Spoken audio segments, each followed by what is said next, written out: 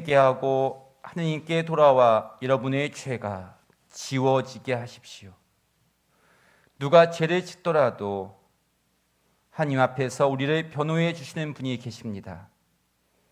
곧 의로우신 예수 그리스도이십니다. 그들의 마음을 여시어 성경을 깨닫게 해주셨다. 너희는 이 일의 증인이다. 오늘 주님께서 여러분들을 이 거룩한 주일 미사에 초대해 주시며 한 주간 든든하고 내 삶의 뿌리를 잘 내리며 살아가라고 선물로 주시는 말씀드립니다. 아멘. 네, 참미 예수님, 찬미 예수님, 주님께 사랑하시는 우리 형제자매 여러분, 거룩하고 복된 주일날 성지에 오시는 길 편안하셨습니까? 네, 영적인 친교 안에 방송을 통해 함께 하시는 여러분들도 오늘 주님 앞에 오시는 길 편안하셨습니까? 네. 어제는 참 바람이 거세게 불었습니다. 어저께 십자가 얘기를 하는데 참 바람이 세게 불었더니 진짜 거세게 불었던 것 같습니다. 거센 바람을 보고 또 그 바람을 맞으면서 저는 성금요일날 심었던 이 성지의 곳곳에 있는 꽃들이 날아가지 않을까 걱정을 했습니다.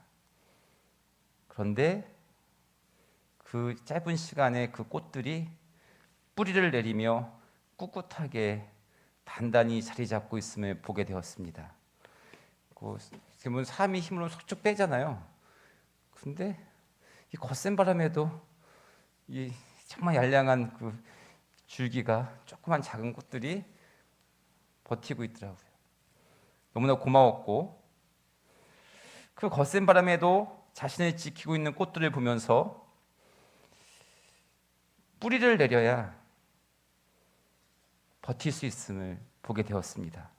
즉 우리도 이 세상살이의 거센 바람에 우리가 포기하지 않고 견디며 자신의 축복을 잘 지킬 수 있는 것은 내 삶에 뿌리를 내려야, 그래야 견딜 수 있고 뿌리가 내려져야 꽃이 피고 열매를 맺을 수 있구나 생각이 들었습니다.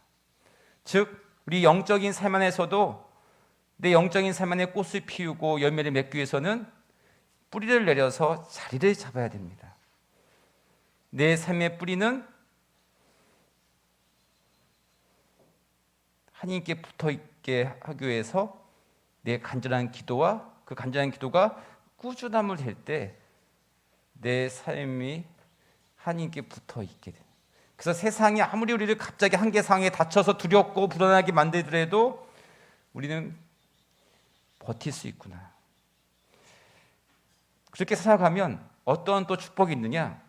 하루하루의 삶이 단순한 반복이 아니라 이제 지금 요즘에 이제 지금 보니까 뭐 확진자가 600~700명 나온다고 해도 주말마다 나들이 가는 사람이 엄청 많죠.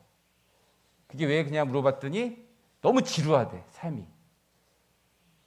지루한 것은 반복되는 나의 삶을 어떻게 생각하냐면 우리가 단단해지지 않기 때문에 늘 붕 떠있고 허하기 때문에 그게 지루하다고 생각이 든다고 합니다.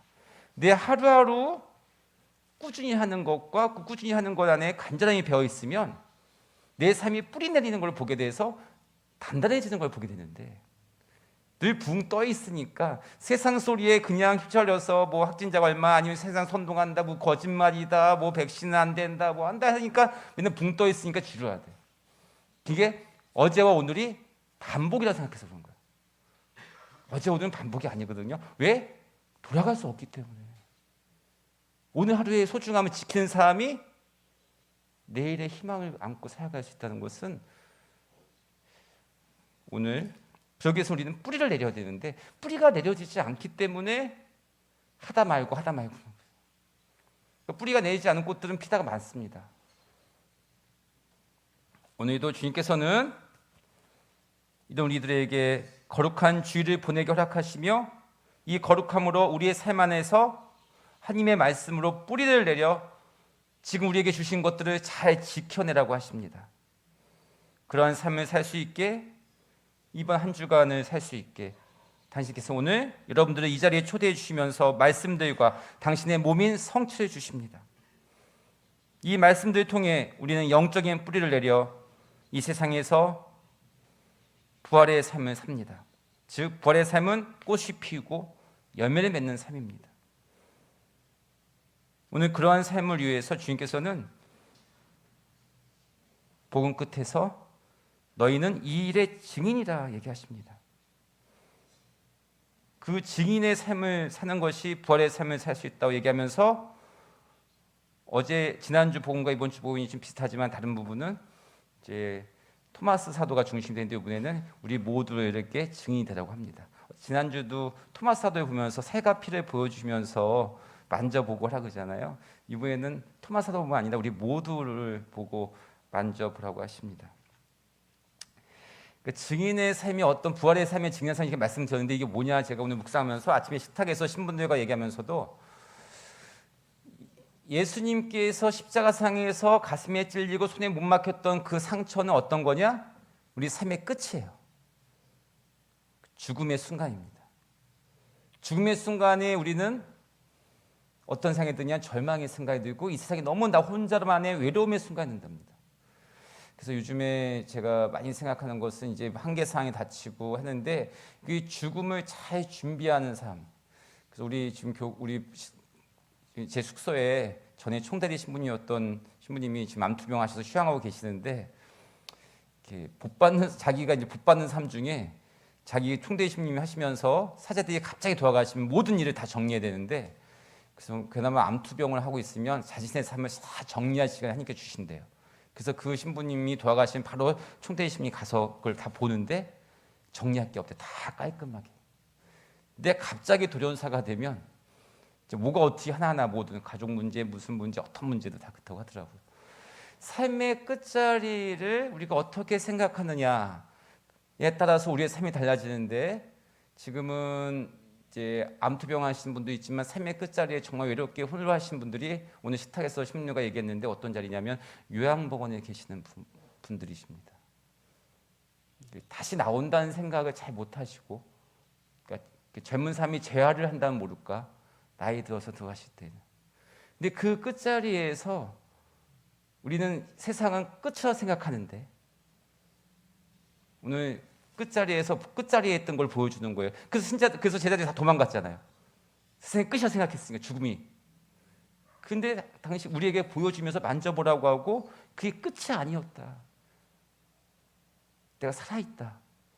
근데 너희가 나를 만지고 나와 함께하면 너희도 삶의 끝자리가 끝이 아니라 다시 살 수 있다는 거. 그것을 먼저 우리가 죽어서가 느끼는 게 아니라 살아있을 때부터 체험하게 해준다는 겁니다. 우리 세상 살면서 살아도 살아있지 않는 느낌이 있을 때가 많잖아요. 갑자기 어려움이 닥치거나 너무 두렵고 생각이 들었을 때 내가 죽은 것 같은 삶이 들잖아요. 오늘 그렇게 하나씩 보여주시면서 마지막에 어떻게 하냐면 그들의 마음을 열어주시어 성경을 깨닫게 해주셨다. 하나님 말씀. 즉 우리도 이 세상에서 내가 먼저 영적으로 죽음의 순간에 만약 맞고 살아가는데 영적으로 먼저 부활한 삶은 육적인 부활의 삶을 살아갈 수 있다고 얘기하시는 겁니다. 그래서 영적으로 죽음의 삶이 어떤 삶이냐? 오늘 이 독서에서 얘기하는 베드로서 얘기하는 죄를 짓는 삶이라고 합니다. 죄라는 것은 신학적으로 사랑이 부족한 상태군요. 사랑의 반대가 두려움인데 두려움이 가득한 삶을 죽어 있는 상태라고. 그거는 죄를 짓는 상태를 얘기한 베드로서는. 그러면서 오늘 베드로서는 우리가 그렇게 예수님께 죄를 지었지만 그분이 그게 끝이 아니라 우리의 죄 중에 나타나지 않고 부활하셔서 우리의 죄를 오늘 이 독서의 표현은 참 이렇게 색다르게 다루는데 뭐라 하냐면 죄를 지워주셨대요. 깨끗이. 여러분들 인생의 모든 일이 처음에 시작했을 때 하얀 도화지에 첫 그림을 잘 그리는 게 뭔가 새롭게 출발하는 데 가장 좋거든요. 그래서 신부됐을 때도 새 신부 1년이 가장 중요해요. 첫 도화지에 무슨 그림을 그리냐. 근데 그게 잘못 그려졌을 때 지워야 되는데 그 지우기가 너무 지운다는 건 뭐예요? 그 상처 때문에 그런 거거든요. 근데 우리의 힘으로는 우리의 인생을 지울 수가 없어요. 그 상처에 매여 있기 때문에. 근데 부활의 삶이 뭐냐? 내 죄를 지워주신다는 거예요. 그러면 어떻게 지워주냐? 오늘 베드로서는 회개하십시오. 다시 주님께 돌아오는 사람은 지워주신다 합니다. 너희들이 그렇게 십자가 못 박혀 돌아가게 했지만 지워준다 합니다. 그래서 우리는 이게 뭐 회개하면 참 어렵고 힘들잖아요. 약간 뭔가 두렵고. 근데 주님께서는 오늘 복음 말씀과 부활하신 예수님 말씀의 핵심은 죄의 부족 상태가 사랑이거든요. 사랑의 삶을 다시 시작하는 것이 회개의 삶이라고 하고, 그 사랑의 삶은 바로 두려워하지 않고 살아가는 삶이 회개의 삶이라고 얘기하신 겁니다. 그래서 내를 사랑 그 자체로 만드는 게 죄를 지워준다는 표현입니다. 근데 우리가 그렇게 살 수 있는 것은 바로 오늘 이 독서에서 요한 사도가 또 증언합니다. 당신들은 죄를 짓고 살았지만 우리 신앙인들은 우리의 죄를 하나님 앞에서 변호해 주신 분이 계시대요. 우리가 어쩔 수 없이 살이 졌고 그 힘든 것을 우리도 좀 하나님 앞에 고백하기 참 그렇잖아요. 근데 우리를 대신해서 변호사가 되시는 분이 계시대요. 그렇기 때문에 우리들은 신앙인들은 다시 부활의 삶을 살 수 있다고 얘기합니다. 참 든든하지 않습니까? 우리 변호해 주는 사람이 있다는데 그러니까 뭐 영원한 살게 해주는 최고의 가치인 내가 다시 살아가는 것 가치는 저 수천 원을 줘도 변호사에 구할 수가 없어요. 근데 그 변호사가 되어주신대. 오늘 이 독서에 누가 얘기하냐면 그 변호사가 누구라고 얘기합니까? 예수 그리스도라고 얘기합니다. 예수 그리스도가 나를 변호해 주시는 삶이 됐다. 그래서 오늘 복음의 끝에 너희는 증인이다라는 증인의 삶에 살아가는 것이 부활의 삶이라고 얘기했는데, 그 증인의 삶을 살 수 있는 큰 이유는 예수님께서 먼저 나의 증인이 되어주셨다는 거예요. 저는 아침에 이걸 묵상하는데 참 든든하더라고요. 세상에 어떤 사람도 끝까지 나를 증인해 줄 사람이 생각보다는 없어요. 근데 나를 변호해 주신대요. 내가 죄를 지었을 때. 변호해 준다는 건 무슨 뜻이에요? 내 편이라는 거죠. 어떤 상황 속에서도 내 편이 되어 준다는 얘기하십니다.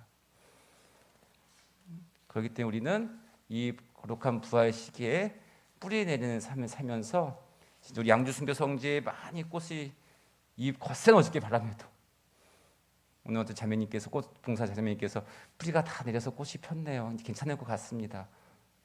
여름에 제가 물어봤죠. 여름에 비가 많이 오면 어떻게 될 것 같아요? 괜찮을 것 같습니다. 지금 꽃이 피었으려면 자리 잡았기 때문에. 그래서 이번 한 주간 여러분들 우리를 변호해 주시고 내 편이 되어주시는 예수님. 그래서 당신은 당신의 상처를 보여주면서 당신이 살아있으면 여러분들 너희가 생각하는 그 절망이 끝이 아니라는 거. 그래서 당신은 우리와 함께 오늘 아침도 먹습니다. 밥도 먹습니다. 그 먹어주심으로 우리를 당신이 받아주심을 보여주셨고 우리도 그래서 당신을 먹으라고 하십니다. 그러니 사랑하는 형제 자매 여러분, 부활하신 예수님 우리들의 변호사이십니다. 얼마나 든든합니까? 그래서 예수님의 말씀을 지켜내어 두려움이 아닌 설렘의 삶으로 참된 회개의 삶, 즉 사랑하는 삶을 포기하지 맙시다. 그게 우리 신앙인들의 축복입니다. 하나님의 말씀으로 뿌리내려 든든하고 단단하게 한 주간 잘 지킵시다. 아멘.